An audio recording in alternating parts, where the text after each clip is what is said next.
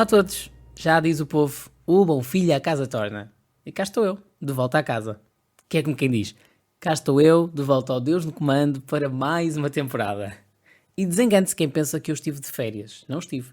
Estive precisamente a preparar todas as grandes conversas desta terceira temporada do podcast.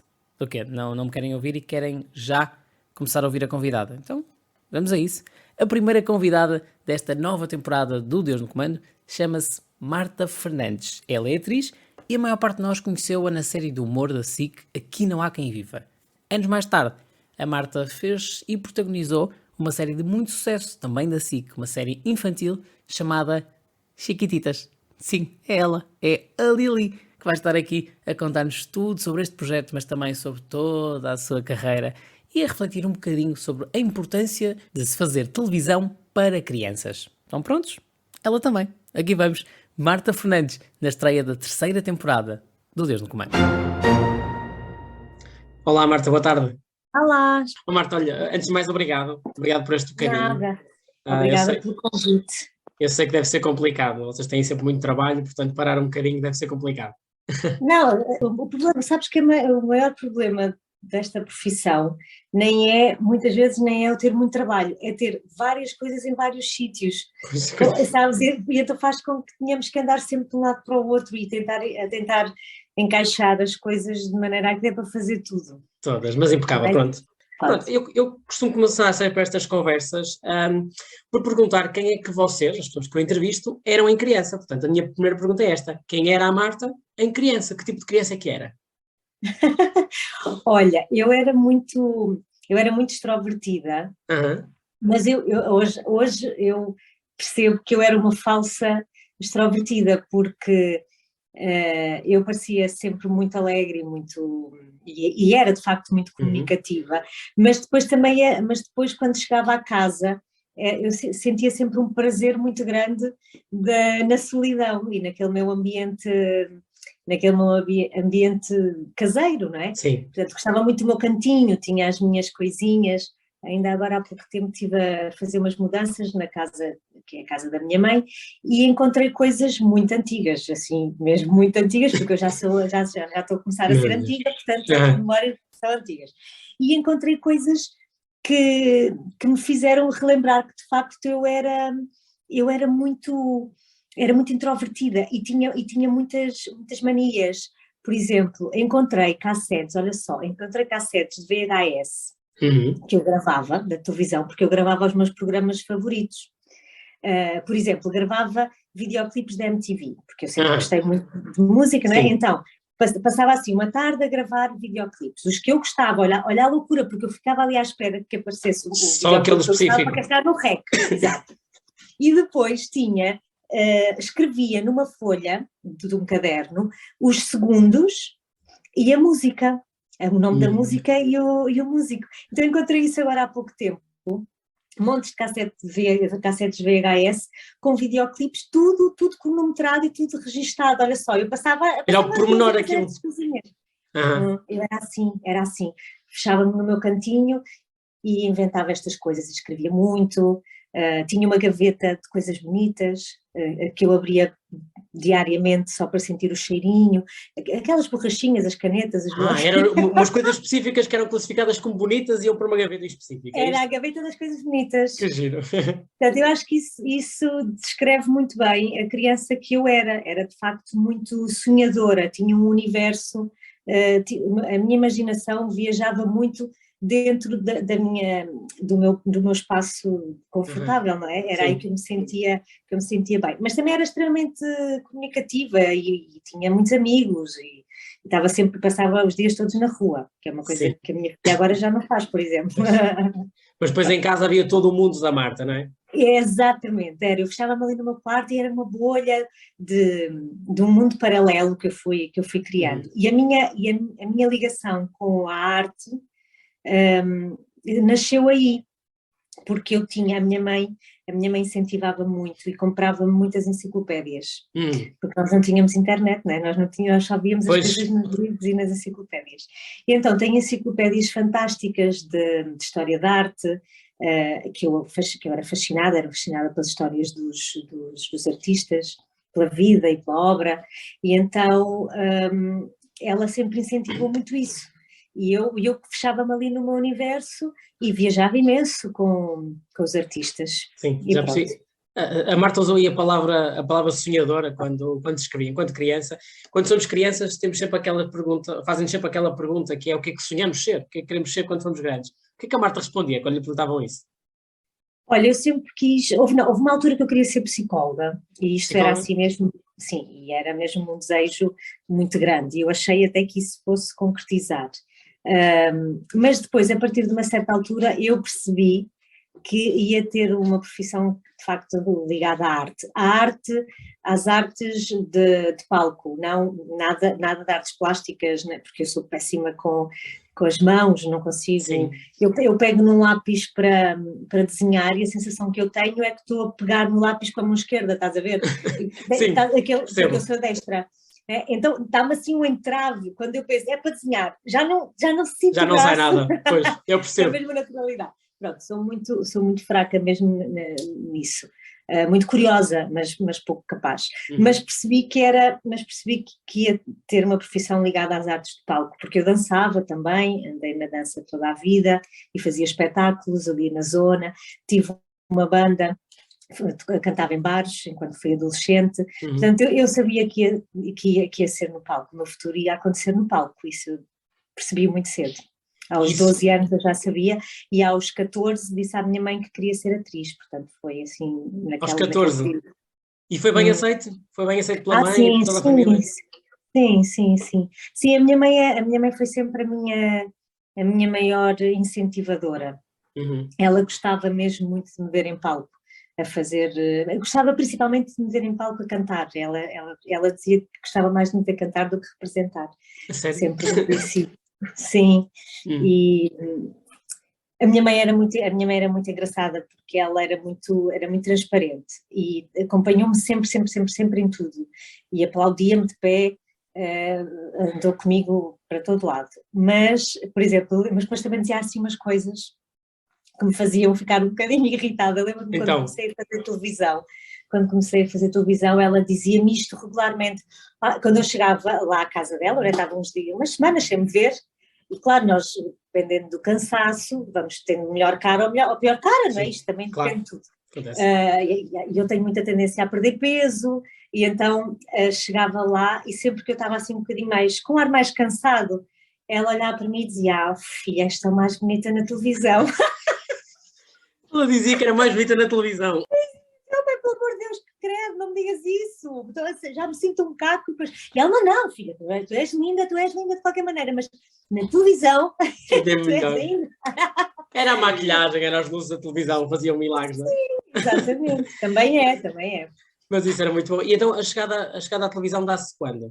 Porque primeiro há aqui toda a dança, a música, não é? Primeiro, só depois é que... Pronto, entretanto eu decidi que queria ser atriz e comecei a trabalhar para isso, não é? Comecei, a partir do 10º ano, eu fiz uma escola que tinha o segundo agrupamento, que era o agrupamento de arte, porque na escola onde eu estava, em Fátima, que é o CEF, Centro de Estudos de Fátima, mando um beijinho muito grande para os meus professores, que eu tenho muitas saudades daqueles tempos. Nessa escola, eles optaram por ter a variante da oficina de expressão dramática, portanto eu tinha, em vez de ter pintura, escultura, tinha teatro e dança, portanto era exatamente o que eu queria. Então a partir do 10º ano eu já fui direcionada para isso.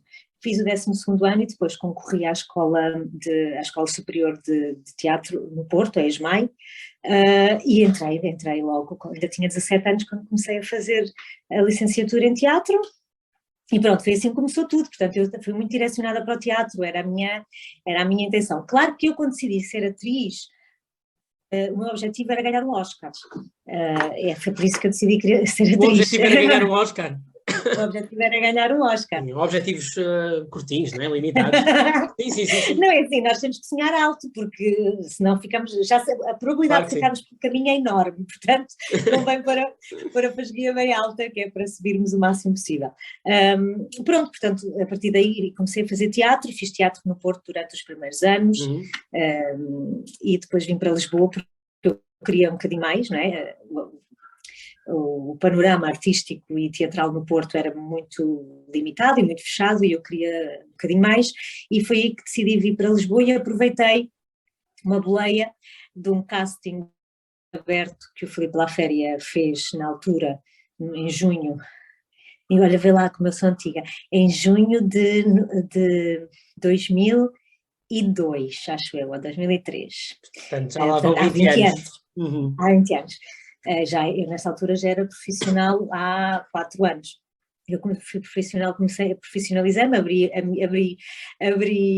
minha atividade em 2001. Quando o Porto foi capital europeia da cultura, houve muito trabalho nessa altura. E então ele abriu o casting para o musical A Canção de Lisboa.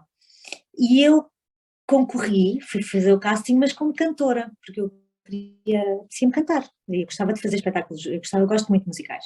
E então fiz e fiquei como cantora no espetáculo e fiz a carreira, não toda, porque depois eu também queria passar para outra coisa, e acabei por fazer 6 meses. E foi a minha passagem para aqui para Lisboa, foi a minha vinda para Lisboa, foi através da Canção de Lisboa, no Politeama. Depois, nessa altura, foi-me ver a pessoa que eu considero a minha madrinha de televisão, porque de facto foi ela que me encaminhou para a televisão, a Cristina Cavalinhos, foi assistir à Canção de Lisboa e gostou muito do meu trabalho e tentou chegar à conversa comigo, e assim foi, conversámos um bocadinho e ela, pronto, elogiou muito e eu percebi que ela era uma pessoa muito especial, trocámos números de telefone e começámos a conversar. Nessa altura ela fazia a direção de atores na Teresa Guilherme Produções. Certo. E abriram um casting, mas era um casting restrito para escolherem elenco para a série Aqui Não Há Quem Viva. E era a Cristina, era a Cavalinhos que estava a fazer os castings, porque era ela que queria fazer direção de atores. E lembrou-se de mim, um dia de manhã, um sábado de manhã, eu estava de folga, e ligou-me muito cedo e disse-me, estás em casa? E eu disse, ainda estou na cama. E ela disse-me, levanta-te, veste e vem ter comigo à casa do artista, que eu tenho um papel que é para ti, eu tenho a certeza, eu não vou deixar mais ninguém fazer este casting antes de te ver a ti. E assim foi, vesti-me e fui. Eu cheguei e era de facto para fazer o casting para a personagem Luísa. Na verdade, era um casting que já era um teste de imagem, porque eu ia fazê-lo com a Soraya Chaves já estava definida para a personagem. E correu lindamente, eu entendi muito bem com a Soraya, tivemos uma química fantástica logo no casting e pronto, e fiquei com o papel. E foi assim o início do meu percurso em televisão, foi desta forma. E foi logo em grande, não é? Com o elenco Sim, pois foi, era um elenco fantástico, eu aprendi muito com aquela gente, muito. Como é que foi esse projeto? Como é que foi participar no Aqui Não Há Quem Vive? Ainda demorou muito tempo, não é? Ainda foi um projeto longo. Não, não foi assim tanto. Nós gravámos 2 temporadas, eu acho que em 6 meses. Não foi muito tempo. Mas olha, foi muito intenso, porque além do elenco ser muito bom, e quando se está a trabalhar com pessoas fantásticas e pessoas grandes, tudo ganha uma dimensão muito grande. Eu lembro-me que ia para as gravações com uma alegria, era mais do que alegria, sabes, assim, era um sentimento de esperança. Eu ia e pensava assim, meu Deus, o que me está a acontecer é incrível, porque eu vou trabalhar com pessoas mesmo muito boas e muito talentosas, então, e era verdade, porque todo o ambiente de trabalho, gravar série é diferente de gravar novela porque tem-se mais tempo, não é? Portanto, nós ensaiávamos as cenas e era tudo feito com mais cuidado. E então nós vivíamos mesmo o ambiente de trabalhar cenas. Não era, às vezes a televisão é um bocadinho demasiado apressada e não dá muito tempo para desfrutar. Mas ali nós tínhamos tempo, de facto, para desfrutar do talento. Fazíamos experiências, cada qual trazia as suas ideias, improvisávamos. O Nicolau fazia a direção de atores, o Nicolau Breiner, e ele era, de facto, uma pessoa excepcional, de um ator com uma experiência e com uma eficácia fora de série, e ele ensinou-nos muito, a mim ensinou-me muito, porque ele era muito prático a trabalhar, era muito instintivo, era muito visceral e muito prático, portanto as coisas aconteciam sempre sem grandes sem complicações, entendes? Não Era dava muito para perdermos natural. ali muito tempo. Era tudo muito natural, era tudo muito orgânico e ao mesmo tempo muito eficaz. E essa foi a maior aprendizagem que eu tirei dessa experiência. E depois, a amizade, porque eu fiquei com vários amigos ali naquele elenco. E desfrutei e continuo a desfrutar muito da presença deles na minha vida. Isso também foi importante, e nem sempre se consegue fazer amigos em televisão, precisamente por isso, porque se passa muitas horas a trabalhar ali e as pessoas quando saem dali querem ir às vidas delas, não é? Sim, Querem querem estar com a espairecer. família, exatamente. Então acabamos por não conviver muito de fora dos estúdios, e isto faz com que a amizade também seja uma amizade muito, muito localizada, não é? E localizada no espaço e no tempo, é aquele projeto.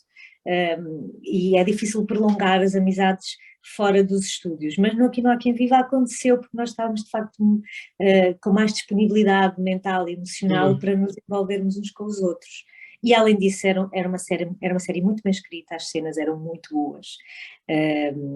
E pronto, eu acho que eu considero um dos projetos com mais sucesso e qualidade da televisão nas últimas 2 décadas, definitivamente. Sim, eu ia referir isso porque atualmente voltou-se a apostar em televisão, sobretudo no formato série, de série de humor, mas muita gente comenta, estou muito atento àquilo que se vai comentando nas redes sociais, nos fóruns, e muita gente comenta que gostavam do regresso do Aqui Não Há Quem Viva, gostavam outra vez do humor do Aqui Não Há Quem Viva, e eu ia perguntar qual é que teria sido esta fórmula de sucesso para que a série fosse relembrada ad eterno, digamos assim. Era essa, Olha, era boa escrita, a série foi um fenómeno, porque na altura em que ela foi para o ar não teve muito sucesso, sabes? Sim, Ela foi tratada de uma forma estranha, como acontece com muitas séries, sim. porque mudou de horários, apanhou ali um euro, não sei das quantas, ou um mundial, já nem sei bem, andou a saltar de dias e de horários, e isso realmente faz com que as pessoas percam um bocadinho o entusiasmo. Mas ela não teve grande impacto na altura, e a verdade é que só se gravaram 2 temporadas, e essa série, que é original espanhola, é feita em Espanha há décadas, portanto já mudou de canais, não sei quantas vezes, mas continua porque é uma série de culto. E a verdade é que depois, com a internet, com o YouTube, com estas plataformas digitais, passado uns anos, ela foi reposta passado uns anos e já teve mais impacto nessa altura, mas eu acho que a grande adesão aconteceu via YouTube, porque as pessoas, os episódios estavam todos disponíveis online e de repente as pessoas começaram a ver no seu próprio ritmo, não é? Viam hoje um episódio, no outro dia viam outro, e eu comecei a receber muito feedback disso, de que as pessoas de facto começaram a achar muita piada, e algumas até que na altura nem tinham idade para ver e que vêm agora, porque agora por acaso eu acho que já nem está disponível online, não tenho a certeza, mas houve uns anos em que estavam os episódios todos, as 2 temporadas. E então, pronto, também é a magia do digital também, que faz com que estes fenómenos aconteçam, não é? Verdade. E eu acho, mas eu acho que é uma conjugação de boas cenas, bons diálogos, um humor muito requintado, boas personagens com perfis que são interessantes e que funcionam muito bem entre elas, portanto temos ali umas dinâmicas de personagens que são muito interessantes, e porque acaba por falar de um universo que é muito nosso também, apesar de ser original espanhol, também é muito português, que é aquele universo da vizinhança. A vizinhança, sim, do prédio, sim. Isso, do ver pela janela, do ouvir atrás da porta, portanto isto tudo, mas de facto falava ali de temas que na altura, para a televisão, até foram grandes. Na nossa série, houve o primeiro beijo gay da televisão portuguesa. Sim. Foi o primeiro, foi o primeiro. Foi o primeiro, e eu lembro que na altura aquilo nós estávamos assim um bocadinho tensos e até comemorámos no dia em que esse episódio foi para o ar, porque nunca se tinha visto em televisão, em ficção nacional, um beijo gay. Foi um beijo entre as personagens do Luís Gaspar e do Diogo Morgado. Sim. Que era um casal gay. Portanto, até nisso a série estava muito à frente do tempo. Sim, tocou ali em vários temas que eram delicados, mas com muito, muito humor, muita inteligência, muita sensibilidade. E eu acho que isso também fez com que as pessoas sentissem simpatia pela série. Uhum.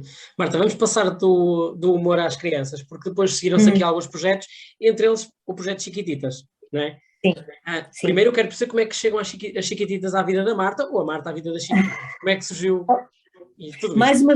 Mais uma vez foi por casting, eu fui Sim. selecionada por casting. Evidentemente que era um casting também limitado, não é? Não era um casting, foi um casting que foi aberto, ou melhor, as atrizes foram convidadas a fazer o casting, não é? Portanto não foi um casting aberto a toda a gente, não sei exatamente quantas foram fazer, mas a Teresa Guilherme na altura disse-me, olha, eu quero que vais fazer este casting, porque eu acho que este papel pode ser para ti. Mais uma vez a Cristina voltou a dizer, não, este papel é para ti, bora lá, faz o casting, e pronto, e fui selecionada. Eu não tinha noção do que iria acontecer quando fui fazer o casting e quando fui selecionada. De facto, aquela personagem encaixava-me como uma luva. Eu vim de lá com a sensação de que, epá, é mesmo bom, eu gostei mesmo, eu senti-me muito bem, é possível que aconteça. Quando depois a Teresa me ligou, nem foi a Teresa que me ligou, acho que foi o Nuno Vaz que me ligou, a dizer, olha, precisamos de nos encontrar, vamos almoçar, porque nós gostávamos que tu fizesses este projeto, mas precisamos de falar contigo, porque há muitas coisas envolvidas, não é? Aquilo não era só, não era uma novela normal, havia ali muitas coisas que a tornaram especial. E assim fomos falar, eles, pronto, puseram tudo em pratos limpos, tudo o que precisavam de mim, porque era um projeto que envolvia muita disponibilidade, e eu, nessa altura estava só dedicada à minha profissão, porque ainda não era mãe, não tinha família, portanto tinha energia, tinha disponibilidade, tinha muita vontade, e eu achei aquilo tudo, boa, isso para mim está tudo bem, eu faço isso e muito mais. E assim foi, embarquei no projeto, mas sinceramente só estando lá depois é que eu tomei a consciência. Só quando tudo começou? Sim, e assim, a nível de trabalho eu percebi logo que aquilo, na primeira semana eu percebi, isto vai ser intenso, porque eram de facto 12 horas por dia, os grandes protagonistas da novela, da série, eram as crianças, e eles eram tratados devidamente, né, porque há todas as leis de proteção das crianças que tem que haver, evidentemente, eles não podem trabalhar mais do que X horas, era um elenco muito grande, tinham que conciliar horários da escola, pronto, transporte, e eu de facto estava ali à disposição, portanto eu passei os meus dias durante um ano enfiada literalmente no estúdio, porque mesmo quando não estava, eu tinha em média 20 cenas por dia, mas nos dias em que eu tinha menos cenas, não deixava de estar lá às 12 horas, porque eu tinha que esperar muitas vezes que eles viessem da escola, ou que tivesse, pronto, havia ali aquela gestão que era preciso fazer, e eu ali estava de totós na cabeça, à espera para gravar. Era uma série complicada porque exigia muita mudança de figurinos, os figurinos eram difíceis porque tinha muitos adereços, a maquilhagem também era complexa, o cabelo, eu tinha 2 personagens fixas, depois entretanto a personagem fez 20 e tal outras personagens durante a série. Sim. Eu estava sempre ou na maquilhagem, ou no guarda-roupa, ou no platô, e tinha mesmo muito pouco descanso. E só passado uns meses daquilo ter estreado, porque como eu não tinha vida, não é? Como tu deves imaginar, deixei de ter vida, até porque nós gravávamos de terça a sábado, para aproveitarmos o fim de semana. Então, o meu domingo era a dormir. Imagino. Segunda-feira é dia de trabalho, já não conseguia encontrar-me com amigos, não é? Porque as pessoas já estão na vida delas, e eu desapareci um bocado do mapa, mas só me comecei a perceber que aquilo tinha um impacto extraordinário, passado uns meses, quando comecei à segunda-feira a sair para ir ao supermercado, ou pronto, que eu tinha que continuar a minha vida, não é? Ou para ir tomar um pequeno almoço a algum lado, e de repente as pessoas começaram a falar comigo. E eu comecei a perceber, espera. Está a chegar às pessoas. E está a chegar às pessoas. E entretanto, a certa altura começaram a acontecer coisas assim muito loucas, de eu estar na FNAC e uma mãe chegar ao pé de mim com o bebê e meter o bebê no colo e dizer, gosto tanto de si, olha, pego no meu filho. E coisas assim que não dá mesmo para tu fingir que não está a acontecer, não é? Porque acaba por ser muito invasivo já. E pronto, e depois quando saíram os CDs, quando começou a ser disponibilizado o merchandising todo, aí é que foi mesmo explosivo, pronto, porque os miúdos andavam com a minha cara em estojos, em cadernos, em mochilas, pronto, e aí a coisa começou-se a complicar porque de facto era impossível, era inevitável, e depois começaram a haver também alguns eventos em que eu tinha contacto com as pessoas para promoção do espetáculo, da série, e também algumas presenças em alguns programas de televisão, que eu nem sempre, que muitas vezes acabava por não poder fazer, não é? Porque o meu horário de gravações era muito, muito difícil de gerir, mas pronto, as coisas começaram de facto a ganhar uma dimensão muito grande, olha, e até hoje, e se queres que te diga uma coisa, ainda por incrível dura? que pareça, olha, não há um dia, de uma forma ou de outra, não há um dia em que a palavra Chiquititas não apareça na minha vida, ou escrita, ou dita. É incrível, incrível. Acredito. Ou porque ouço alguém dizer, porque ainda por cima de uma palavra que é muito sonora, Sim. não é? Já se passaram 15 anos. 15 anos, passaram 15 anos e as pessoas até hoje continuam a reconhecer-me dessa forma, e se não são, e muitas delas já são adultas, olha, acontece muito frequentemente ir a uma loja ou ir a um supermercado e virem mulheres vir ter comigo e dizer-me, as pessoas reconhecem muito pela voz, sabes? Então às vezes não me conhecem, mas reconhecem pela voz. E dizerem-me, olha, era uma criança e agora sou mãe, e quem me dera que o meu filho pudesse ter na televisão um produto deste género para eu poder, pronto, para eu poder mostrar. De facto não há séries com esta magia a acontecer na nossa televisão neste momento, né? Já não há muito tempo. Sim, e há esse exemplo da senhora que disse isso à Marta, mas a Marta também é mãe, também percebe isto. Sim. Faz falta realmente em televisão um programa mais infantil. Esta magia, se calhar, que as Chiquititas trouxeram na altura. Sim, eu acho que o bom daquele produto era, de facto, primeiro havia muitas crianças no elenco e os miúdos identificavam-se, não é? Sim. Porque havia crianças tipo para todos os tipos de crianças que há, não é? Sim. Portanto, o tímido, o que sofre de bullying, o que é a sonhadora, o apaixonado, o descontraído, pronto, o futebolista, havia tínhamos a representação de todos. A representação de todos. E depois, porque essa mensagem de esperança e do sonho, da fantasia, do brincar, do jogar, faz de conta, tudo isso, a magia, tudo isso é muito importante para o crescimento deles, não é? Para fazer crescer a imaginação. E pronto, e a verdade é que eles hoje estão muito ligados a coisas que parecem verdade, mas que são mentira, mas é uma linha muito ténue, não é? Porque as redes sociais é uma coisa estranha que dá a sensação de que é vida real, não é? Mas que nós sabemos que não é, que é ficção, não é? Que não é realidade. E eles estão muito ligados a isso, então fica ali uma coisa, e aquilo era definitivamente ficção, faz de conta, é jogo, é brincadeira, mas com mensagens muito, muito boas para eles, que os faziam pensar, não é? Sim. Um bocadinho fiquei curioso, peço desculpa, quando a Marta estava a relatar o quão difícil na altura era, o quão trabalhoso era, como é que, cansada, porque acredito que o cansaço fosse muito, como é que cansada se transmite aquela ideia de alegria e magia contínua, constante, que a personagem transmitia? Há algum truque que se usa? Alguma estratégia? Primeiro era o meu trabalho, não é? Eu queria fazê-lo bem. Sim, isso acredito. Esse era o objetivo. E depois porque a minha criança interior ainda tem vida própria. Isso acontece-me até hoje. E eu vou dizer uma coisa, hoje na minha vida eu sinto falta da oportunidade de poder brincar mais, estás a perceber? E aquela personagem era mesmo uma personagem que me permitia ser leve, permitia-me rir todos os dias, e isso é um exercício fantástico, mesmo quando eu estava de facto muito cansada, e estava muitas vezes.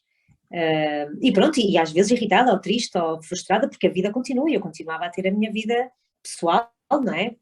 Pronto, com os meus conflitos pessoais, mas chegar ali e ter aquelas cenas para fazer, e ter aquela existência para representar, que era a personagem Lili, ajudou-me muito a ultrapassar o cansaço, ultrapassar às vezes a frustração, alguma ansiedade, não é? Porque o projeto, como era tão envolvente, às vezes eu dava por mim ansiosa, não é? Inevitável. E outra coisa que me fazia ultrapassar isso tudo, que também queria dizer aqui, é que aquela série também foi uma série por onde passaram muitos atores, muitos, porque havia sempre personagens, todos os personagens extra, a todos os capítulos, e ali eu conheci praticamente todos os atores do panorama naquela altura, naquele período. Toda a gente passou por ali, toda a gente, é incrível, passaram por ali centenas de atores.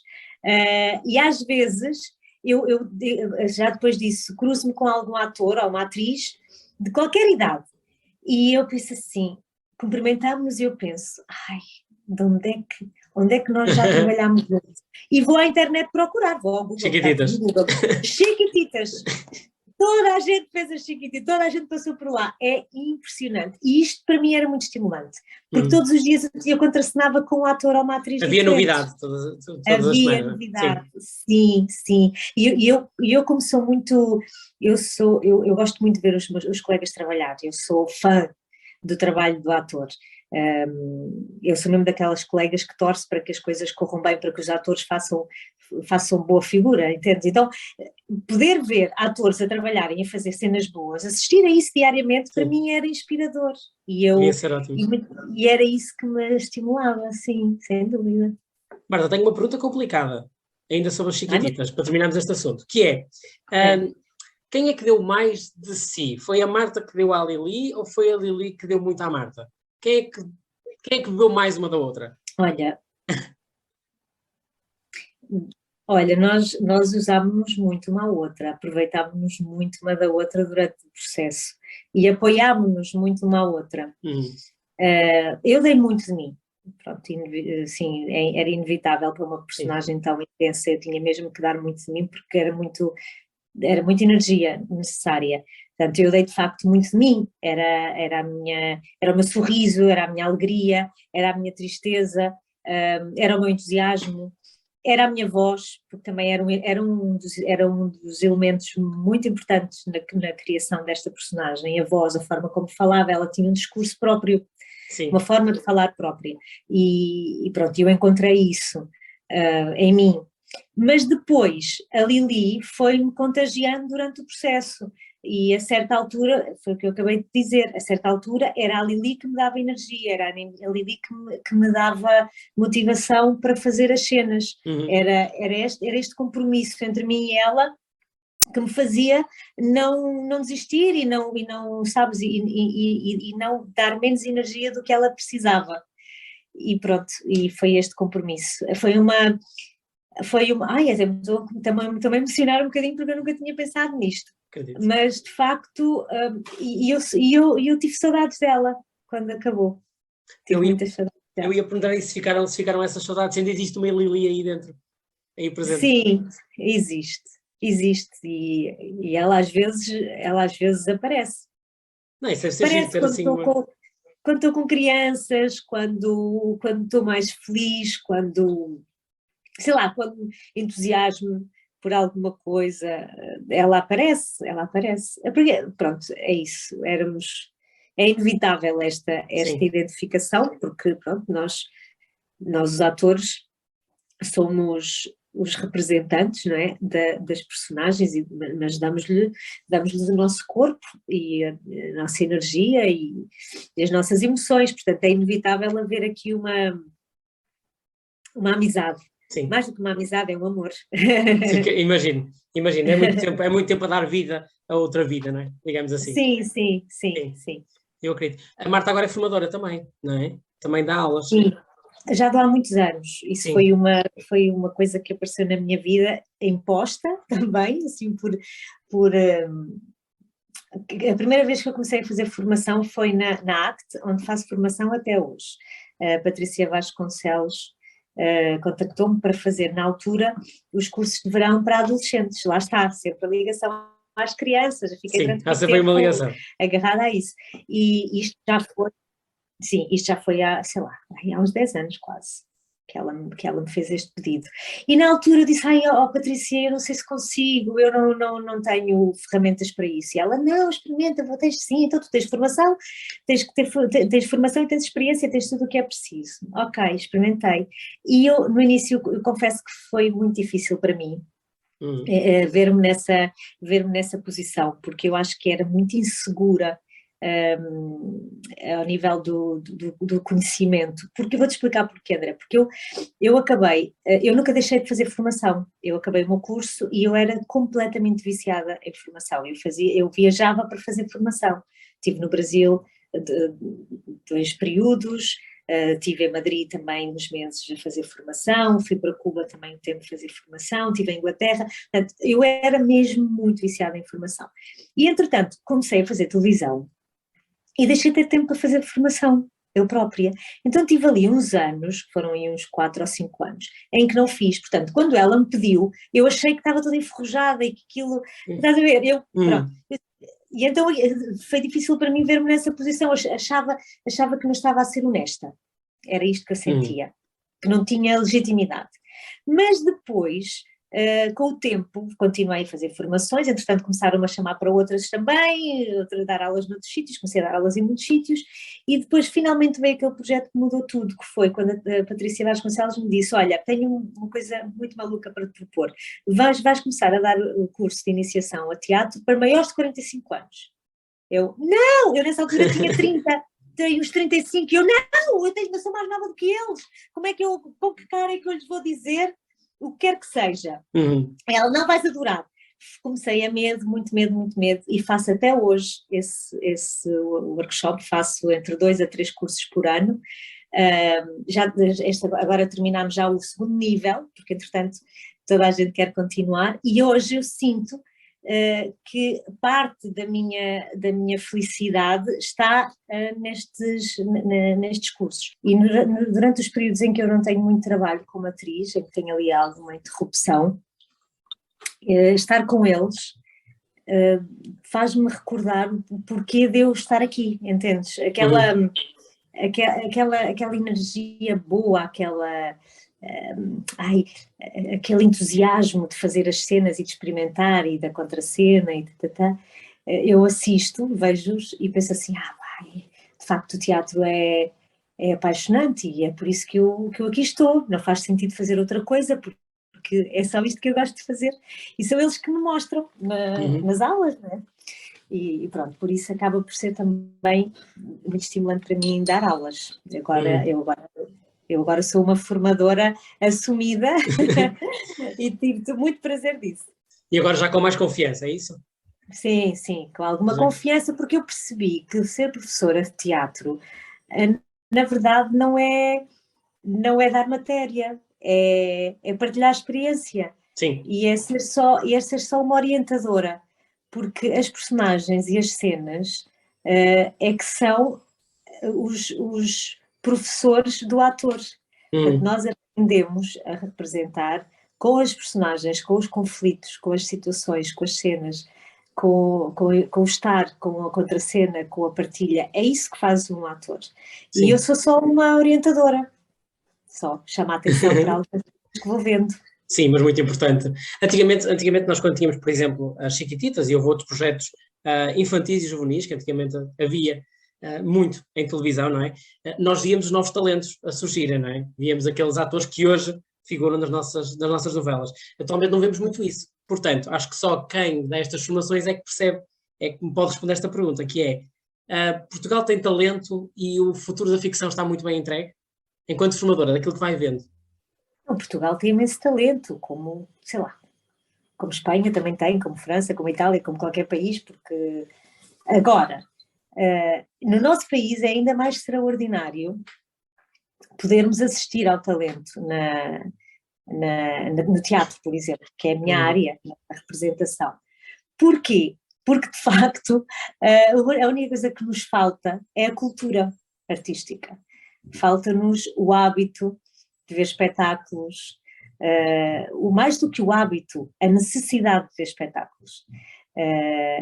Da mesma forma como muitas pessoas não conseguem passar sem ir ver um jogo de futebol, porque faz-lhes bem, porque gostam, porque lhes dá adrenalina, porque lhes proporciona convívio, era muito bom que também sentíssemos isso em relação aos espetáculos, em relação ao teatro. Haver uma espécie de uma necessidade de vou porque me faz bem, como também sabe bem ir ao cinema, como sabe bem ir jantar com os amigos, como sabe bem ir dançar.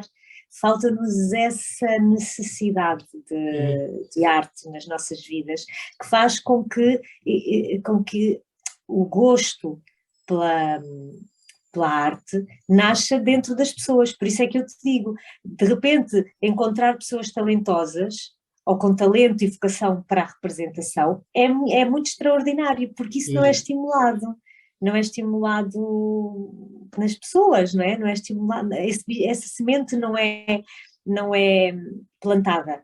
Portanto, quando alguém dá sinal de que tem essa semente a germinar dentro de si, é porque de facto é uma coisa muito dele, é um talento muito, muito inato, e que depois, pronto, felizmente, e nestes grupos de pessoas com mais de 45 anos, de facto é diferente, as pessoas sentem uma curiosidade, mas às tantas são um bocadinho mais ativas enquanto público, não é? Portanto, porque já estão numa fase diferente da vida, já têm estabilidade financeira, já têm mais tempo, filhos criados, pronto, portanto já têm hábitos culturais, isso é o que eu não tenho percebido.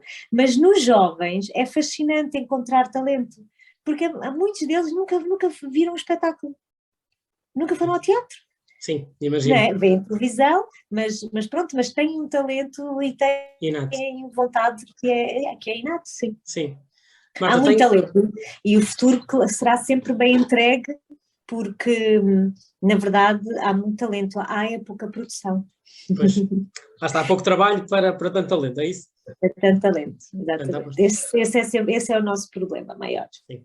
O nosso mercado é muito pequenino e muito limitado. Mas vai-se fazendo algumas coisas, não é? Pelo menos isso. Claro. Algumas coisas vão existindo. Tenho um último desafio para a Marta, mas antes, a título de curiosidade, preciso perguntar isto, visto que o podcast é sobre televisão também. Está prevista alguma coisa em televisão para a Marta? Ou para já? Nada, nadinha. Eu não faço televisão há muitos anos. Mas há saudades aí? Há muitas saudades, muitas saudades e muita vontade de voltar ao ritmo de trabalho, porque eu costumo dizer que sou uma atriz que gosta de despachar serviço. Eu adoro aquela rapidez com que se gravam cenas, eu gosto muito disso.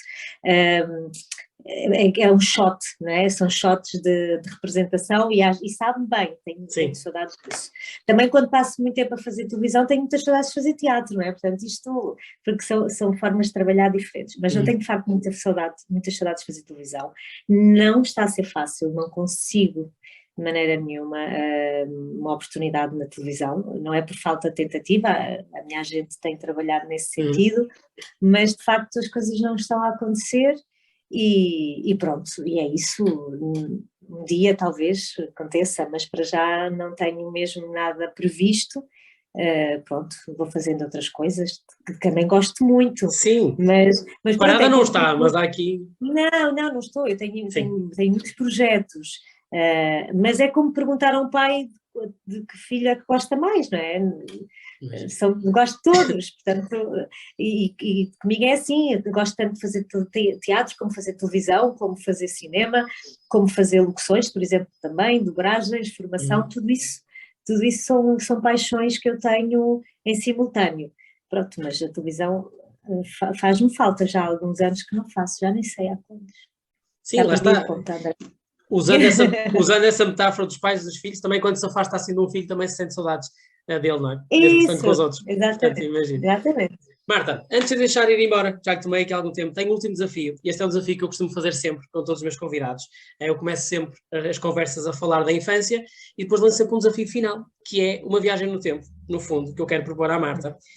Imaginar que esta Marta que está agora aqui à conversa comigo pode ir rapidamente viajar no tempo e falar com aquela Marta, criança, se calhar aquela Marta que tinha a gavetinha das coisas bonitas, por exemplo. O que é que esta Marta lhe diria? O que é que esta Marta diria à Marta pequenina, se pudesse viajar no tempo? Ir lá só dizer assim uma coisa rápida e voltar para 2022. O que é que lhe diria? Então, ia dizer assim, acredita,